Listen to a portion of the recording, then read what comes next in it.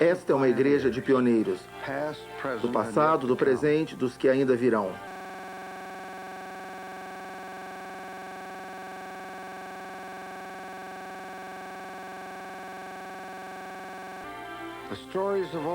Neste filme serão retratadas as histórias de apenas alguns deles, que representam milhares, alguns ainda lembrados, muitos esquecidos. Eles dedicaram sua vida de maneira altruísta e deram tudo o que tinham para a construção do reino de Deus na Terra.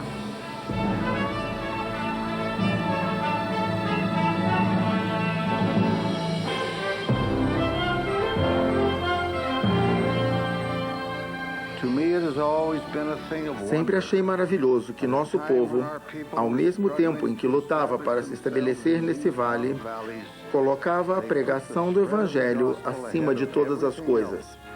Eles deixaram tudo para trás: o conforto, o bem-estar da família, a paz e a segurança, para irem aos países estrangeiros pregar o Evangelho do Senhor ressuscitado. Nas grandes planícies, entre as montanhas do oeste e os rios Missouri e Mississippi, havia dois grupos de santos dos últimos dias que viajavam em direções opostas. Os missionários que viajavam para os estados do leste e para a Europa encontravam-se com grupos de conversos que vinham daquelas regiões para Sião do oeste. Havia também um movimento em direção à costa oeste, através do Oceano Pacífico, com elders que iam para o Havaí, e até mesmo para a China, Sião, Ceilão e Índia. Tudo isso fazia parte da grande visão do estandarte para as nações. Esse movimento tem continuado desde aquela época e continua hoje num ritmo ainda mais acelerado. A igreja tem se espalhado pelo mundo de uma maneira extraordinária e milagrosa. A história de seu crescimento e de sua expansão é a história de Deus movendo-se em sua majestade e poder. Aqueles que têm trabalhado nessa grande obra não estão empenhados numa causa qualquer. É a causa de Cristo. É verdadeiramente a obra de Deus, nosso Pai eterno. Ela tem a ver com todos os seus filhos. É um estandarte para as nações, um sinal de que Deus está realizando obras neste mundo, que Ele está reunindo o seu povo e preparando-os para a segunda vinda do seu Filho.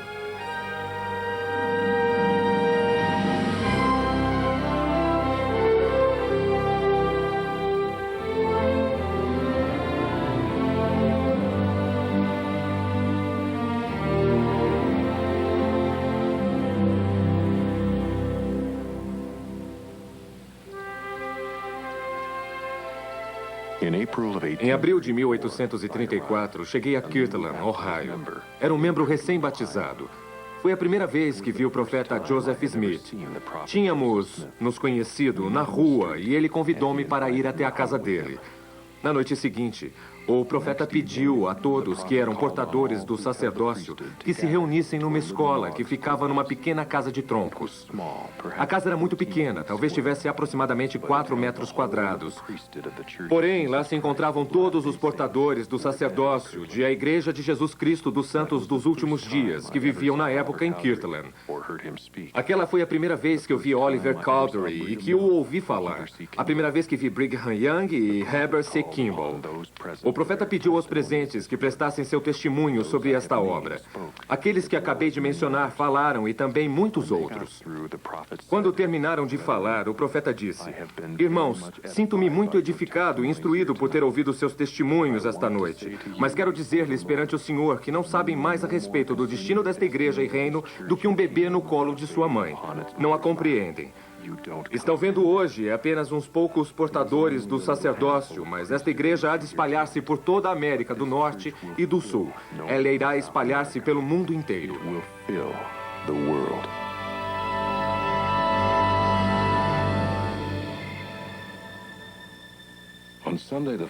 No domingo, dia 4 de julho de 1837, o profeta Joseph aproximou-se de mim quando eu estava sentado à mesa do sacramento no templo de Kirtland e sussurrando disse: "Irmão Heber, o Espírito do Senhor sussurrou-me dizendo que meu servo Heber vá à Inglaterra e proclame o meu evangelho e abra as portas da salvação para aquela nação."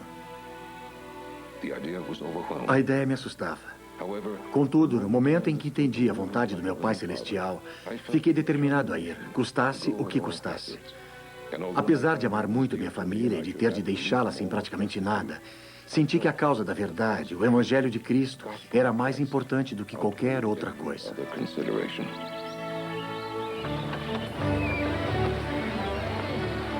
No dia 1º de julho de 1837, Heber C. Kimball, junto com 6 companheiros, entraram a bordo de um navio de passageiros e saíram na primeira missão para um país estrangeiro dessa última dispensação. 3 semanas mais tarde, o Garrick atracou em Liverpool, Inglaterra, o principal porto da nação mais poderosa da Terra naquela época. Os missionários sentiram que deveriam viajar para o norte, em direção a Preston, e lá foram convidados pelo reverendo James Fielding, irmão de um dos companheiros de Heber, Joseph Fielding, para falar à congregação. A capela Vauxhall estava lotada naquele domingo, dia 23 de julho, quando o Elder Kimball se levantou e declarou que um anjo viera à terra, trazendo a plenitude do Evangelho eterno. Ele falou a respeito de fé, arrependimento, batismo e fez um pequeno resumo da história do começo da obra do Senhor nos últimos dias. Orson Hyde levantou-se e prestou testemunho. Em seu diário, Heber registrou o seguinte: a congregação ficou muito emocionada. Eles clamaram glória a Deus por haver enviado seus servos até eles. O reverendo Fielding convidou-os para falar novamente naquela mesma noite e depois de novo na quarta-feira seguinte. As pessoas prestaram muita atenção, registrou Joseph Fielding. O Elder Kimball escreveu: o poder de Deus foi sentido na congregação e muitos compungiram-se em seu coração. 9 pessoas pediram para ser batizadas. Bem cedo na manhã de domingo, dia 30 de julho, os missionários e os conversos foram até as margens do rio Ribble. Muitas pessoas passeavam num parque dos arredores, quando ouviram falar que um batismo estava acontecendo naquele lugar. Entre 7 a 9 mil pessoas reuniram-se para assistir os batismos. Aquela primeira missão dos elders Heber C. Kimball e Orson Hyde foi surpreendente. Num período de quase 9 meses aproximadamente, 1.600 conversos foram batizados na igreja na região de Preston, Inglaterra. O amor, a afeição e a confiança que eles tinham por aqueles apóstolos que estiveram na Inglaterra na época cresceu incrivelmente. Meu bisavô foi batizado na igreja na Suíça em 1856 e veio para cá em 1861 com um grupo de santos suíços. Ele disse numa ocasião que o motivo de ter vindo para cá foi que ele queria para si mesmo e para a sua família a companhia de apóstolos e profetas. Milhares e milhares de pessoas filiaram-se à igreja no final dos anos de 1840 e no começo dos anos de 1850, a tal ponto que em 1851 havia mais de 30 mil membros da igreja somente na Grã-Bretanha, que ficava na missão britânica. 31 mil, pense nisso. Essa quantidade era o dobro do que havia nos Estados Unidos e no Canadá juntos na época. Houve quem disse, mas eles estão pegando um bando de João Ninguéms. Porém, quando Charles Dickens foi até o porto, acho que durante os anos de 1860, quando o navio Amazon estava pronto para zarpar, ele disse coisas maravilhosas ao conversar com essas pessoas. Ele surpreendeu-se com elas. Eram tão organizadas, eram pessoas de caráter, e disse: eles não são João Ninguéms, eles são a nata da Inglaterra. This is not riffraff. This is the pick and flower of England. Da Inglaterra, a pregação do Evangelho estendeu-se pelo continente europeu. Entre os anos de 1840 e 1888, sob a direção da primeira presidência, o Evangelho foi levado a mais de 15 nações europeias. Apesar de muitos estarem sendo convertidos em cada um desses países, o proselitismo no século XIX na Europa era muito difícil e arriscado. Apesar de todas essas dificuldades, os missionários jamais desistiram. Muitos foram convertidos na Dinamarca durante as décadas que se seguiram entre 1850 e 1870. Depois de 1870, houve liberdade religiosa na Noruega e na Suécia e a igreja cresceu. A missão escandinávia era a segunda mais forte, vindo logo após a missão britânica. Não se pode falar o suficiente sobre o valor desses conversos europeus para a igreja. O reino foi construído com eles e eles construíram o reino. With the people on which the kingdom was built. And on the other hand, that built the kingdom. Depois de visitar as missões europeias em 1862, Elder George K. Cannon, ele próprio um converso da Inglaterra, escreveu o seguinte: de todas as nações onde o evangelho está sendo pregado, o Senhor está reunindo um povo que se transformará na maior potência jamais existente na face da terra.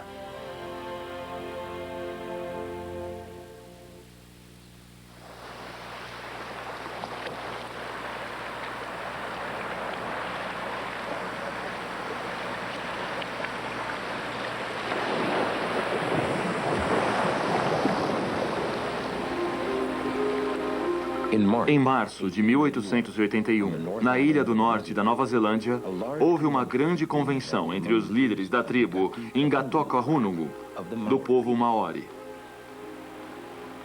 Muitos entre os presentes tinham idade suficiente para lembrarem-se da vinda dos primeiros missionários cristãos à Nova Zelândia.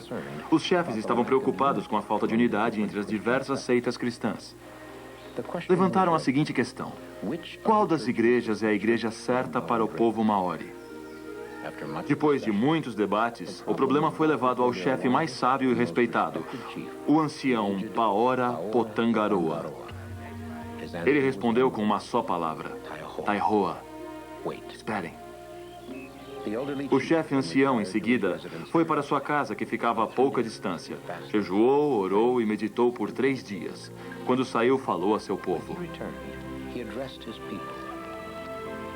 Meus amigos, disse ele, a igreja certa para o povo Maori ainda não se encontra entre nós.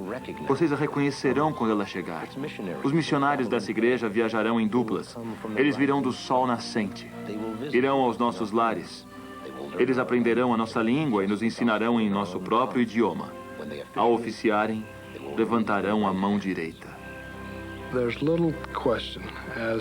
Não há dúvida sobre a autenticidade das profecias feitas por Potangaroa. Ele era muito conhecido na sua época, assim como as profecias de 4 outros Tohunga, que eram os sacerdotes Maori. É de se surpreender, então, que os missionários tenham sido tão bem recebidos entre o povo Maori? Dentro de 8 anos depois da chegada dos primeiros missionários, havia 70 ramos Maori. Por volta de 1892, 10% de todos os Maoris eram santos dos últimos dias.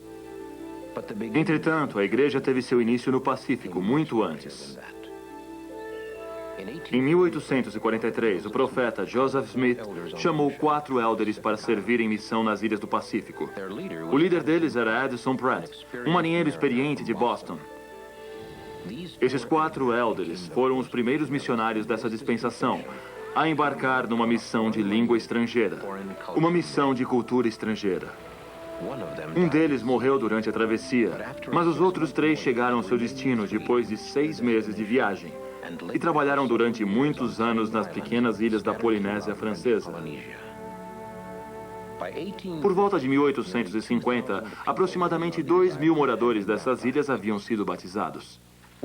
Devido ao sucesso alcançado na Polinésia Francesa, Brigham Young decidiu chamar missionários para servirem em outras ilhas do Pacífico. Em 1850, 10 élderes foram enviados para o Havaí, que na época era conhecida como Ilha Sandwich. No entanto, as condições de vida eram rudimentares. O local estava infestado de insetos. A comida era muito estranha e a língua praticamente incompreensível.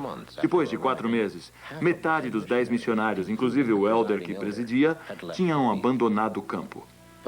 Porém, o mais jovem, George K. Cannon, de 23 anos, orou e jejuou para que pudesse suportar as tribulações e dominar a difícil língua havaiana. Ouvi a voz do Senhor mais de uma vez, disse ele, como um homem fala com outro, encorajando-me e mostrando-me a obra que deveria ser feita entre este povo, se eu seguisse as ordens do seu espírito. Na época em que o elder Cannon partiu, 4 anos mais tarde, 3.000 havaianos nativos haviam sido batizados e 53 ramos haviam sido estabelecidos. Ele conhecia a língua tão bem que traduziu o livro de Mormon para a língua havaiana. Em meados do século XIX, o evangelho também foi levado à Austrália, Nova Zelândia, Samoa e Tonga. Contudo, em cada um desses países, os missionários só conseguiram conversos depois de sobrepujar dificuldades imensuráveis. Os sacrifícios que esses primeiros missionários fizeram para levar o Evangelho a várias nações e ilhas do Pacífico representam para mim um dos mais grandiosos capítulos na história Sud. Eles literalmente quase morreram de fome. Eles sofreram com muitos tipos de doenças. Sua casa ficava frequentemente infestada de insetos. Em meio a tudo isso, eles aprenderam a amar o povo cada vez mais. E quando partiram daquelas ilhas, eles choraram.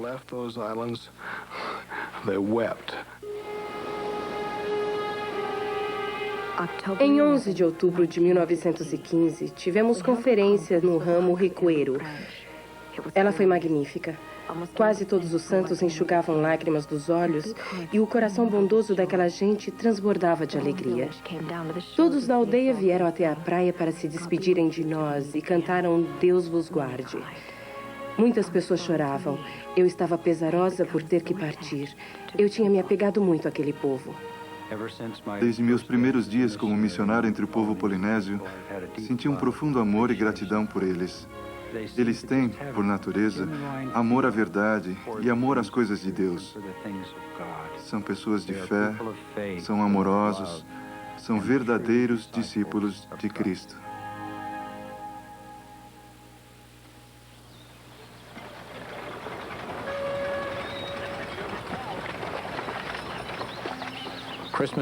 O dia amanheceu claro e radiante na manhã do dia de Natal de 1925 em Buenos Aires, Argentina. Um pouco antes das 7 horas, 3 homens atravessaram um parque municipal em direção a um bosque sossegado. Esses homens eram os élderes Melvin J. Ballard, do Conselho dos 12, Rulon S. Wells e Ray L. Pratt, do primeiro Conselho dos 70. Depois de encontrarem um local mais isolado, os 3 se ajoelharam e, pela autoridade do Santo Apostolado, o Elder Ballard dedicou as nações da América do Sul para a pregação do Evangelho. Havia apenas 12 membros da igreja em toda a América do Sul em 1925, quando meu avô Ballard fez aquela oração. E todos eles eram europeus. Não havia sequer um sul-americano que fosse membro da igreja naquela época. Numa reunião de testemunhos em Buenos Aires, no dia 4 de julho de 1926, o Elder Ballard profetizou o seguinte: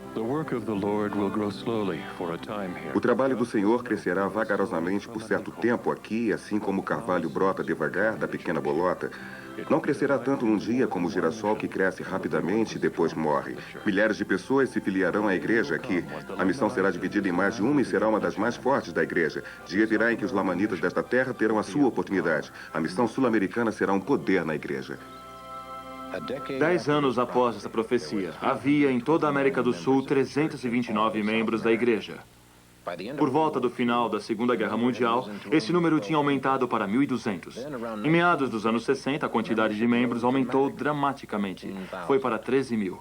Em 1986, já alcançava 790 mil. Em 1997, a quantidade de membros da igreja na América do Sul já passou dos 2 milhões. O que aconteceu na América do Sul é inacreditável, mesmo para aqueles que fizeram parte dos acontecimentos e os presenciaram. É o cumprimento de uma profecia do livro de Mórmon. Lá se encontra registrada a promessa de que dessas nações viria uma liderança que proclamaria o Evangelho de Jesus Cristo para seu próprio povo. Em 1949, um jovem casal, Walter e Edith Spath, tinham acabado de mudar para São Paulo, Brasil. Walter era descendente de alemães, um hábil e talentoso fabricante de móveis. Edith frequentava as reuniões da igreja protestante regularmente, mas seu marido se recusava a ir. Bem, minha mãe era metodista e o meu pai era uma pessoa assim de grande espiritualidade, muito conhecimento da Bíblia, mas ele não gostava de acompanhar a minha mãe na igreja dela porque ele achava que deveria existir alguma coisa melhor ou mais perfeita do que aquilo, alguma coisa mais verdadeira do que aquilo. Então, todas as vezes que ele saía para o trabalho, a minha mãe se ajoelhava e orava para que ele tivesse o conhecimento dessa igreja, que ela aparecesse na vida dele para que ele pudesse conhecer essa igreja que ele buscava. Alguns meses depois, em novembro de 1949, 2 missionários da Igreja de Jesus Cristo dos Santos dos Últimos Dias bateram à porta deles. Por 5 meses, Walter estudou o Evangelho, leu as Escrituras e frequentou as reuniões. Em pouco tempo, ele convenceu-se de que havia encontrado a igreja verdadeira. No dia 20 de março de 1950, Walter Spaht entrou nas águas do batismo. 7 meses depois, sua esposa, Edith, foi batizada. Ele tomou a decisão naquele momento de ser completamente dedicado à igreja e fazer tudo o que lhe fosse pedido. E, consequentemente, foi colocado em várias posições de liderança quase que imediatamente. Ele foi presidente de ramo, presidente de quórum dos elders, fez parte do conselho do distrito, da presidência do distrito e, finalmente, da presidência da missão. Walter Spaht, entre todos aqueles que foram colocados em posições de responsabilidade, tornou-se uma âncora e um pilar de uma organização muito pequena. Numa manhã ensolarada de maio de 1966, algo extraordinário aconteceu na vida de Walter e de todos os santos dos últimos dias latino-americanos. Foi organizada a primeira estaca na América do Sul, na cidade de São Paulo. E Elder Spencer W. Kimball chamou como presidente o irmão Walter Spaht. A estaca de São Paulo tinha uma área muito grande. Ela praticamente cobria uma das maiores cidades do mundo. Havia muito trabalho. Ele nunca havia morado dentro dos limites de uma estaca. Ele não sabia como funcionava uma estaca e por isso sentia-se inadequado. Porém, isso não afetou seu trabalho. Ele arregaçou as mangas imediatamente. Ele utilizou os sumos conselheiros, os bispos, para organizar e construir a estaca. Éramos unidos. Acho que éramos unidos principalmente por causa dele. Ele era completamente dedicado à igreja. Por fora, ele parecia um pouco severo e áspero. Mas quando algo realmente importante acontecia a alguma pessoa no que se refere à espiritualidade, então podíamos ver que ele era muito dócil, muito bondoso e perdoava com facilidade. Walter Spaht era forte e severo por fora, mas era dócil por dentro. Quando chegou a época de voltarmos para casa, as irmãs da Sociedade de Socorro de nossa ala fizeram uma pequena reunião de despedida para a irmã Faust. No final da reunião, a irmã Faust deu um beijo no rosto de cada irmã presente. Quando chegou perto de Walter, que também estava presente, fiquei imaginando o que ela iria fazer. Ela deu um beijo em Walter e ele começou a chorar. Walter serviu como presidente de estaca por 10 anos e meio. Quando fizeram a abertura de terra em São Paulo para o primeiro templo da América do Sul, ele não só ajudou na construção, como também foi chamado para fazer parte do comitê da visitação pública e dedicação do templo. Ele planejou belíssimos móveis para o templo e mais tarde, depois de ter servido como representante regional, foi chamado como conselheiro na presidência do templo. Walter e Edith serviam como missionários do templo quando Walter foi acometido de câncer e ficou acamado pela primeira vez em sua vida. Depois de lutar com a doença por 7 meses, Walter morreu no dia 15 de maio de 1989. Quando ele foi batizado na igreja, havia aproximadamente 800 membros no Brasil. Agora há mais de 500 mil. Ele era o homem certo, na época certa, no lugar certo para ser o presidente da primeira estaca do Brasil. Eu acredito que ele foi preparado pelo Senhor antes de vir à Terra. É meu testemunho que ele foi um homem de Deus.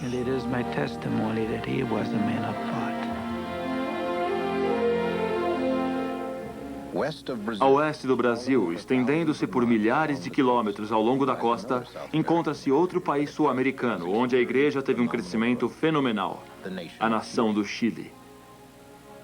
Em 1977, numa conferência regional no Chile, Elder Bruce R. McConkie do Quórum dos 12, profetizou o seguinte: vejo o dia em que as 7 estacas do Chile serão 7 vezes 70.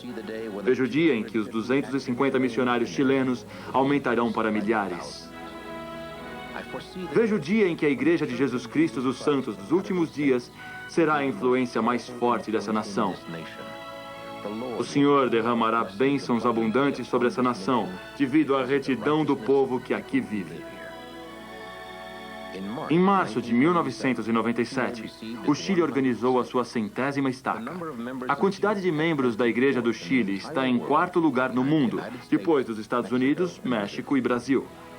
Hoje, de cada 20 chilenos, um é santo dos últimos dias. Na América Latina, a pequena bolota da qual profetizou Elder Ballard cresceu e transformou-se em 753 estacas, 94 missões, 6 templos e mais 6 em planejamento ou construção, e 3,4 milhões de membros. Quando o presidente Howard W. Hunter foi ao México para criar a estaca número 2000 da igreja e a 129ª do México, ele contemplou a multidão de rostos e disse: quem diria que depois de um começo tão humilde, a obra nessa terra viria a progredir tanto? O Senhor, através de seus servos, operou um milagre. As promessas feitas ao pai Lee e a seus filhos sobre a sua posteridade foram e continuam a ser cumpridas.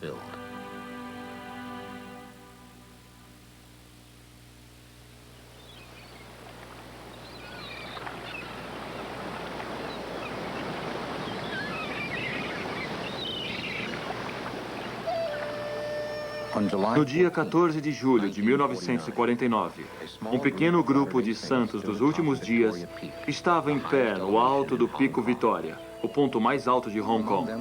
Entre eles encontrava-se o Elder Matt O'Coley, do Conselho dos 12 Apóstolos, o presidente de missão Hilton A. Robertson e Henry Yaki, um americano de origem chinesa, membro da igreja. A irmã Coley lembra-se do seguinte: podíamos ver o lindo porto, a península e a China ao longe. Era um dia lindo e claro. Matthew pediu ao irmão Aki que fizesse a oração.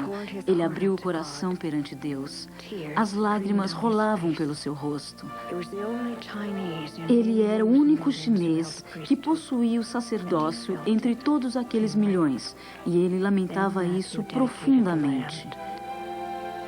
Em seguida, Matthew dedicou a terra. Quando ele terminou, houve um silêncio profundo. O Espírito Santo envolveu todos nós e toda aquela terra. Então Matthew disse: sinto que este povo oriental irá aceitar o Evangelho imediatamente. No devido tempo, será construído aqui um templo ao Deus Altíssimo.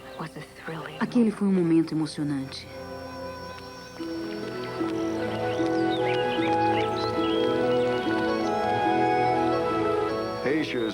A Ásia é uma das áreas mais dinâmicas e importantes do mundo. Metade da população mundial vive na Ásia. Para os santos dos últimos dias, a Ásia sempre foi, desde o princípio, uma área importante e vital. Contudo, é também uma das áreas com mais dificuldades. A obra começou vagarosamente na Ásia. No entanto, o Senhor tem o seu próprio tempo. E quando esse tempo chegou, ele derramou o seu espírito sobre o povo, que por sua vez respondeu de uma maneira extraordinária. Em 1946, um jovem cientista coreano, Kim Ho-jik, trabalhava num estabelecimento de pesquisas agrícola perto da cidade de Seul. Sua tarefa era encontrar meios de melhorar a nutrição na dieta coreana. O presidente da Coreia do Sul, Syngman Rhee, ficou sabendo sobre a pesquisa desse jovem talentoso cientista e propôs enviá-lo para os Estados Unidos para estudar métodos mais eficientes de alimentar a população malnutrida do país deles. Na primavera de 1949, Kim Ho-jik matriculou-se na Universidade de Cornell, em Nova York, onde encontrava-se um dos melhores cursos de mestrado em nutrição no mundo. Havia um outro motivo importante para Kim Ho-jik ir para os Estados Unidos. Ele era um cristão devoto, um homem que se preocupava com as coisas espirituais e que estava sempre à procura de luz e verdade. Ele achava que os Estados Unidos eram uma terra de grandes oportunidades religiosas, onde ele poderia descobrir mais sobre o que o Senhor esperava dele. Na universidade, Kim Ho-dik dividia um escritório com um estudante fazendo mestrado em fisiologia, chamado Oliver Wayman. Certo dia, quando estavam terminando de estudar, Kim Ho-dik perguntou ao irmão Wayman: "Eu nunca ouvi fumar ou beber", disse o coreano. "Nunca ouvi usar linguagem vulgar ou profanar o nome de Deus. Você é mais dedicado e estuda mais que os outros estudantes. Porém, nunca ouvi aqui no domingo. Você é diferente dos outros em tantos aspectos. Será que se importaria de me dizer por que você vive do jeito que vive?" Eu disse ao Dr. Kim que eu baseava minha vida nos princípios da igreja a qual pertencia. A Igreja de Jesus Cristo nos Santos dos Últimos Dias. Eu dei-lhe um exemplar do livro Regras de Fé, de James A. Talmage. Ele o leu em uma semana e veio falar comigo. Ele disse: "Este é o melhor livro que já li sobre o Evangelho. Será que você me conseguiria mais alguma coisa para ler?" Dei a ele, então, um exemplar do livro de Mormon. Ele o leu em aproximadamente uma semana e veio falar comigo muito entusiasmado. Ele disse: "Este livro contém a palavra do Senhor." O irmão Wayman convidou-o para assistir uma reunião da igreja e ele foi. No dia em que o irmão Wayman estava terminando seus estudos em Cornell, indo para o Havaí para trabalhar, ele encontrou com o Dr. Kim no corredor. O irmão Wayman sentiu que deveria perguntar ao Dr. Kim se ele sabia por que ele tinha saído da Coreia e vindo para os Estados Unidos. Eu senti que deveria dizer-lhe que eu achava que havia um outro motivo que o havia trazido. Que o Senhor o havia inspirado a vir para os Estados Unidos para que ele pudesse receber o Evangelho e levá-lo ao seu povo e assim enriquecer a vida deles. Em toda a minha vida, nunca senti o Espírito tão forte quanto naquele momento. Senti como se estivesse pairando no ar. Eu sabia que o que eu dissera era verdade.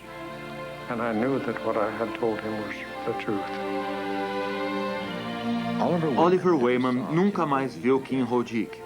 Porém, ele saiu de Nova York com a certeza de que o Espírito havia tocado seu amigo. Pude ver sua expressão mudar, ele disse. Kim Ho-dik tinha verdadeiramente mudado seu modo de ver a vida e agora estudava o Evangelho com intensidade renovada. Ele tinha fome e sede de aprender o que tínhamos a ensinar. Quando ensinávamos as palestras usadas pela missão dos Estados do Leste, nós parávamos de vez em quando para revisar. Na hora em que ele percebia que estávamos tentando revisar, levantava a mão imediatamente e dizia: "Não, por favor, não faça isso. Eu já aceitei isso. Vamos continuar. O tempo é curto." No dia 29 de julho de 1951, no rio Susquehanna, perto de Harmony, Pensilvânia, o primeiro coreano santo dos últimos dias de que se tem conhecimento foi batizado. Ao sair das águas, o irmão Kim ouviu uma voz. Na contracapa de suas escrituras, ele escreveu as palavras que havia ouvido: "Apacenta as minhas ovelhas, apacenta as minhas ovelhas." Enquanto isso, a milhares de quilômetros, a terra natal do irmão Kim encontrava-se devastada pela guerra. A Coreia do Norte havia invadido a Coreia do Sul, reduzindo as cidades e a indústria a pó. Milhares de pessoas haviam morrido e os refugiados famintos viviam em abrigos rudimentares. Foi nessas condições que o irmão Kim encontrou seu país ao voltar para casa, e assim que iniciou a obra do Senhor de apacentar suas ovelhas. O irmão Kim começou a compartilhar o Evangelho em todas as oportunidades que tinha. Tanto em sua vida particular, como em público, ele era um missionário dedicado. Ele apresentou o Evangelho a um grande número de jovens estudantes coreanos. E, em pouco tempo, havia um grupo de conversos e investigadores que se reunia aos domingos, onde ele ensinava a classe da escola dominical. Ao mesmo tempo, ele começava uma ascensão, tanto no governo como nos círculos educacionais. Ele foi nomeado reitor da faculdade de Honwik e depois foi nomeado como representante da Coreia na Unesco. Em pouco tempo, ele foi nomeado chefe da Junta Educacional de Seul e, por último, vice-ministro da Educação da República da Coreia, fazendo parte do gabinete do governo. Ele apresentou perante o governo uma proposta de que a igreja fosse reconhecida oficialmente na Coreia. Devido às interpretações errôneas sobre a igreja, a aprovação dessa proposta era considerada impossível. Entretanto, como tinha o endosso do Dr. Kim, ela foi aprovada. Comenta um membro. Foi quase um milagre. O Dr. Kim arriscou sua reputação mais uma vez para pedir permissão para os missionários SUD entrarem na Coreia do Sul. Depois que ele concordou em responsabilizar-se financeiramente pelos missionários e em garantir que eles não prejudicariam o povo coreano, foi dada a permissão para que os 2 primeiros missionários de tempo integral entrassem na Coreia em abril de 1956. Era a primeira vez que eu via e, no entanto, pensei comigo mesmo. Que homem grandioso. Diante de mim estava um homem coreano mais velho, um homem que obviamente tinha muito prestígio e alta posição. Entretanto, estava rodeado de um grupo de jovens estudantes, alguns de nível universitário, mas a maioria de nível secundário, que estavam lá para receber os missionários. E sabendo que na Coreia a posição social e a reputação são extremamente valorizados, eu pensei, esse deve ser um homem grandioso para estar disposto a arriscar sua reputação pela igreja. Nós costumávamos dizer a todos que ele era o presidente do nosso distrito e todos o conheciam. Não só o conheciam, mas tinham grande consideração por ele. Ele era muito respeitado. O fato dele ser o presidente do distrito fez com que a igreja fosse respeitada, coisa que não acontecia antes. Ele dava força aos missionários. Nós jamais tivemos medo, nem por um momento sequer, porque o Dr. Kim nos apoiava. E ele também cuidava de nós. Aquela era uma época difícil, havia pouca comida, mas ele sempre nos alimentava.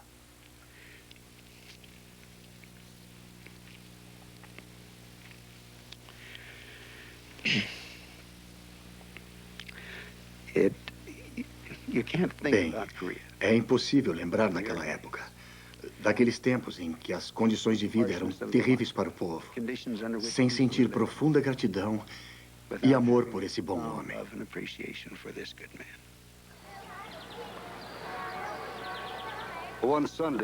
Certo domingo, em Seul, o Dr. Kim estava ensinando sua aula semanal da escola dominical, quando 2 emissários enviados pelo presidente do país, Syngman Rhee, disseram-lhe que o presidente precisava falar-lhe imediatamente.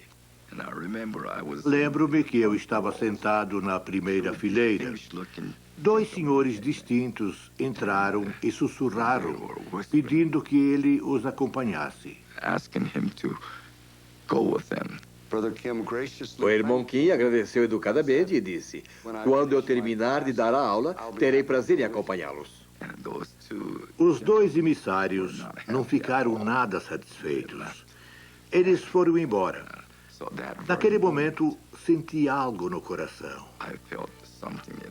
Este ótimo professor acha que compartilhar o evangelho é a coisa mais importante.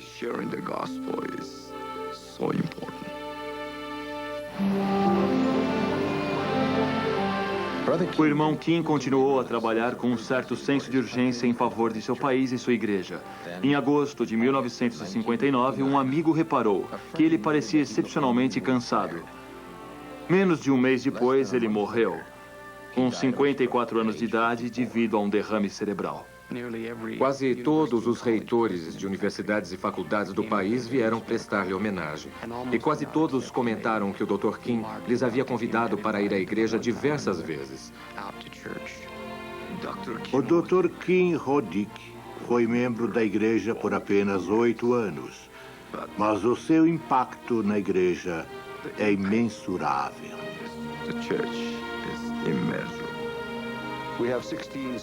Hoje, na Coreia, temos 16 estacas. Temos um templo do Senhor. Temos coreanos nutrindo e liderando a igreja. É um dos grandes milagres na história da igreja. Os santos coreanos jamais esqueceram o Dr. Kim. Eles agora já fazem parte da 2ª ou 3ª geração dentro da igreja que sabem a respeito de Kim Ho-dik, o primeiro elder coreano. Pode-se dizer que ele foi o fundador da igreja na Coreia.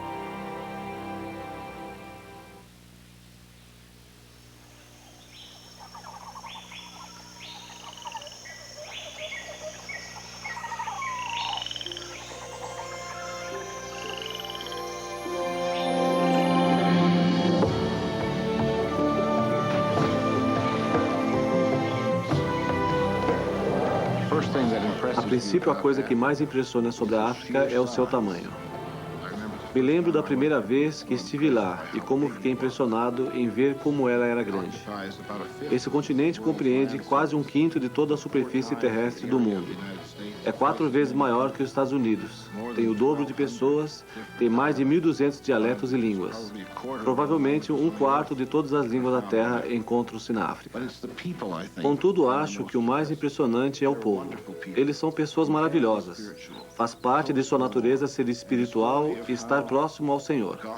E a história de como o Evangelho de Cristo em sua plenitude foi levado à África é, em minha opinião, uma das mais grandiosas da Igreja de Jesus Cristo dos Santos dos Últimos Dias.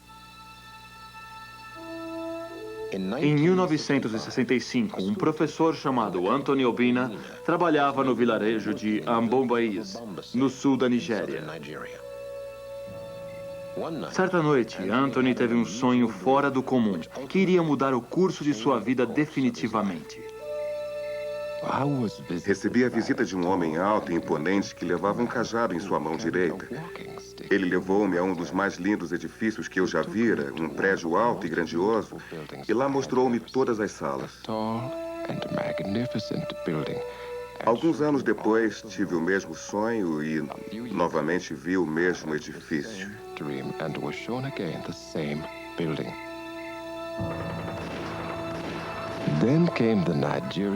Um dia, durante a Guerra Civil na Nigéria, quando estava preso dentro de casa, comecei a ler um exemplar antigo da revista Seleções, de 1958. Nela havia um artigo sobre a Igreja de Jesus Cristo dos Santos dos Últimos Dias. Eu nunca tinha ouvido falar da igreja, mas ali, diante de meus olhos, encontrava-se o mesmo lindo edifício que eu já havia visitado em meu sonho. Vibrei com entusiasmo. Saí correndo para contar tudo aos meus irmãos, que ficaram maravilhados e espantados ao ouvir a história. Anthony escreveu para Salt Lake City e recebeu um exemplar do livro de Mormon e vários folhetos. Porém, quando ficou sabendo que não existiam planos de organizar a igreja na Nigéria tão cedo, ele ficou muito decepcionado. No entanto, ele se recusou a desistir e continuou a estudar e compartilhar o Evangelho. Durante mais de 10 anos, ele escreveu cartas, implorando que os missionários fossem enviados para a Nigéria, para ensinar e batizar o povo. Em 1976, ele escreveu mais uma vez para os escritórios da igreja. Não estamos desanimados, mas continuaremos a seguir as práticas de nossa fé, que descobrimos ser verdadeiras.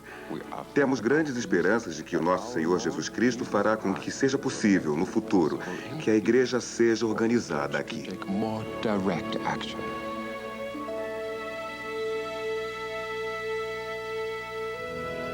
Em novembro de 1968, o primeiro batismo na África Negra foi realizado, quando Anthony Obina recebeu a ordenança do elder Randall N. Mebe, no rio Ekionumiri, no sul da Nigéria. A espera de 13 anos do irmão Obina tinha chegado ao fim. No mesmo dia, o ramo Abo foi organizado e o irmão Obina foi chamado como presidente. Lembro-me de estar sentado ao lado de Anthony numa tarde muito quente em sua humilde casa. A primeira pergunta que ele me fez ao sentarmos foi: como está o profeta?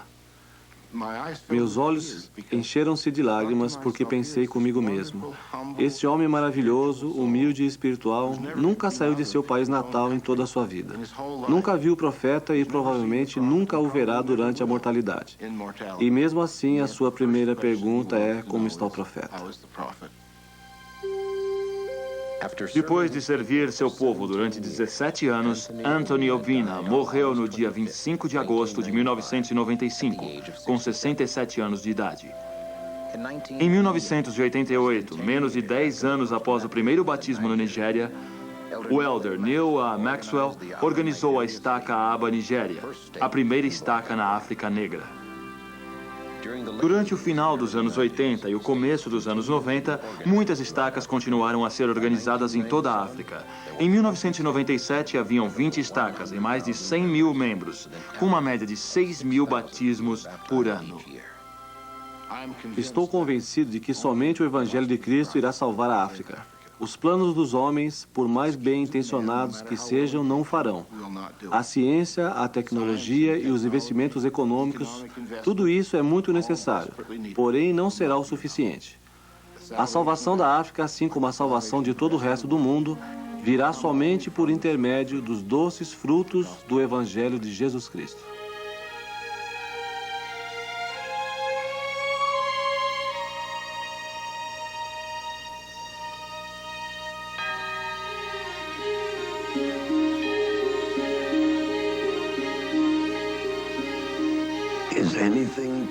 Haverá alguma coisa difícil para o Senhor? Ele abrirá as portas e fará com que seja possível fazer o proselitismo. Tenho grande fé nisso.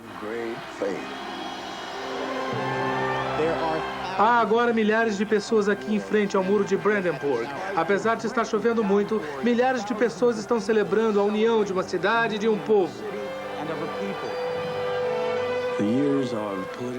Os anos de domínio político e de ateísmo nunca destruíram no coração dos europeus orientais o desejo de crer, o desejo de fazer o bem, o desejo de servir, o desejo de ter famílias amorosas e calorosas.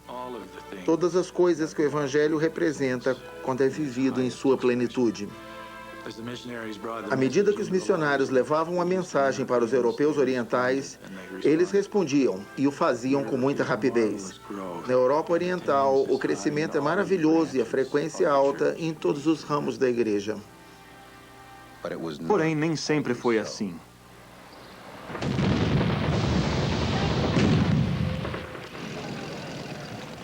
Ao término da Segunda Guerra Mundial, a chama da liberdade ficou muito fraca e depois desapareceu, conforme país por país caía em mãos de regimes opressivos. O que ficaria conhecido mais tarde como a Cortina de Ferro desceu sobre a Europa Central e Oriental. Um pequeno grupo de membros dedicados da Igreja da Alemanha Oriental e na Tchecoslováquia apegaram-se à sua fé quando o ateísmo foi declarado oficial em seu país. Durante quase 40 anos, o véu da Cortina de Ferro manteve-se impermeável a qualquer influência do Ocidente, especialmente no que se refere às crenças religiosas. O presidente Spencer W. Kimball, ao observar o mundo durante a sua presidência, disse: "Sinto que o Espírito do Senhor está com a atenção voltada para as nações do mundo para preparar o caminho da pregação do Evangelho." Ele pediu aos membros que orassem para que a barreira fosse retirada e para que o coração dos líderes fosse tocado. Eu reconheço a mão do Senhor em tudo o que aconteceu desde aquela época. Hoje temos um templo num país que ficava atrás da Cortina de Ferro e também temos congregações por toda a Rússia e Europa Oriental. Que diferente foi minha primeira visita à Alemanha Oriental em 1968. Havia muita tensão no ar. As reuniões da igreja eram vigiadas e inspecionadas pela polícia secreta. Depois de meu carro ter sido inspecionado pelos guardas na fronteira, fui para a cidade de Görlitz, no interior da Alemanha Oriental, perto da fronteira com a Polônia. Os membros fiéis do ramo de Görlitz reuniam-se num prédio velho. Contudo, ao cantarem os hinos de Sião, eles literalmente encheram o recinto com sua fé e devoção. Entretanto, meu coração angustiou-se ao saber que os membros não tinham um patriarca. Eles não tinham estacas e alas, só ramos. Não podiam receber as bênçãos do templo, nem a investidura, nem o selamento. Os membros não podiam sair do seu país. Ainda assim, confiavam no Senhor de todo o coração. Do púlpito, com os olhos cheios de lágrimas e a voz embargada de emoção, fiz-lhes uma promessa. Se forem sempre fiéis aos mandamentos de Deus, terão as mesmas bênçãos desfrutadas por qualquer outro membro da igreja em qualquer outro país. Naquela noite, dando-me conta do que eu havia prometido, caí de joelhos e orei. Pai Celestial, estou a teu serviço. Esta é tua igreja. Disse palavras que não vieram de mim, mas de ti e de teu filho. Por favor, Pai, faze com que essas promessas se cumpram na vida desse nobre povo.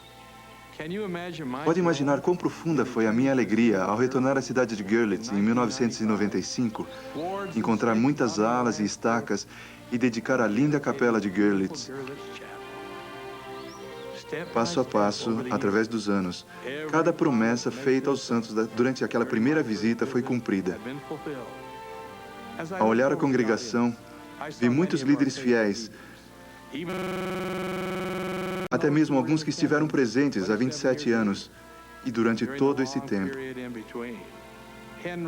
Henry Burkhardt, Walter Krause, Gottfried Richter, Hans Ringer e muitos outros deram tudo o que tinham por essa nobre causa. Eles foram verdadeiros pioneiros, pois prepararam o caminho, mostrando-o aos outros.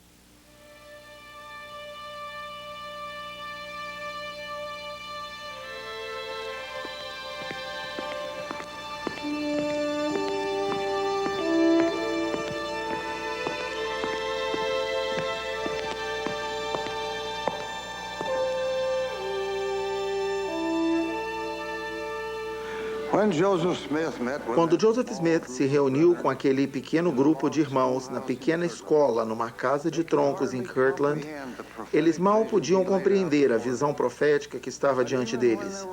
Entretanto, mesmo quando a igreja tinha muitos poucos membros, o profeta sabia o seu destino. E agora, ao vermos o crescimento e expansão mundial da igreja, temos mais uma evidência de que ele foi um profeta de Deus. Ultimamente, tenho estado entre as pessoas da igreja. Nos últimos 2 anos, participei de muitas reuniões em mais de 38 nações, onde havia mais de 1 milhão de santos dos últimos dias. Na primavera de 1995, voltei à terra onde havia servido missão quando era jovem, a Grã-Bretanha. Tivemos muitas reuniões com os membros e os missionários e rededicamos a capela de Hyde Park, que havia sido reformada recentemente e fica localizada no centro de Londres. Em maio de 1996, chegamos à Ásia e em 18 dias visitamos 7 países, reunimos-nos com mais de 75 mil santos dos últimos dias e dedicamos o templo de Hong Kong. Isso foi algo muito significativo. Uma das últimas paradas que fizemos naquela viagem foi em Manila, nas Filipinas, onde reunimos-nos com aproximadamente 35 mil membros num ginásio de esporte gigantesco. Provavelmente a maior reunião de santos sobre o mesmo teto que já aconteceu. Ao entrarmos no corredor, não pude conter as lágrimas. Eu tivera o privilégio de participar da abertura para o trabalho missionário naquela terra em 1961. Naquela época, não tínhamos nenhum prédio da igreja e havia apenas um filipino membro da igreja, que se saiba. Agora, volto e vejo 46 estacas e um templo do Senhor nas Filipinas. É um verdadeiro milagre que o Senhor realizou nessa parte do mundo. Tínhamos acabado de voltar da Ásia quando partimos para a Europa para a abertura da terra do Templo de Madrid, Espanha. Como esse povo é fiel. Mais de 2.000 estavam reunidos para esse evento sagrado. Depois, em novembro, viajamos para a América do Sul e vimos a fé e dedicação de nosso povo em 6 nações. Em Bogotá, Colômbia, visitamos o local onde uma nova casa do Senhor está sendo construída. Tivemos reuniões no Peru, no Chile e na Argentina. E fizemos a abertura da terra para templos na Bolívia e no Brasil. O número de membros da igreja na América do Sul já passou dos 2 milhões, mas isso é apenas o começo. Ao olhar para o rosto dos santos dos últimos dias em todas as partes do mundo, sinto-me humilde, pois percebo que estou presenciando um milagre. Cada um de nós faz parte da maior causa que existe na Terra. Sua doutrina nos foi dada por meio de revelação. Seu sacerdócio por concessão divina. É literalmente a pedra do sonho de Daniel, que cortada da montanha sem mãos, rolará adiante até que encha toda a terra. Como escreveu o profeta Joseph Smith em 1842, está alçado o estandarte da verdade. Não há mão ímpia que possa obstar o progresso da obra. Perseguições poderão campear, turbas se reunir, exércitos se congregar, a calúnia difamar. Mas a verdade de Deus seguirá avante com destemor, nobreza e independência, até ter penetrado todo o continente, visitado cada clima, varrido cada país e soado em todo ouvido, até que os propósitos de Deus sejam atingidos e o grande Jeová diga que a obra está concluída.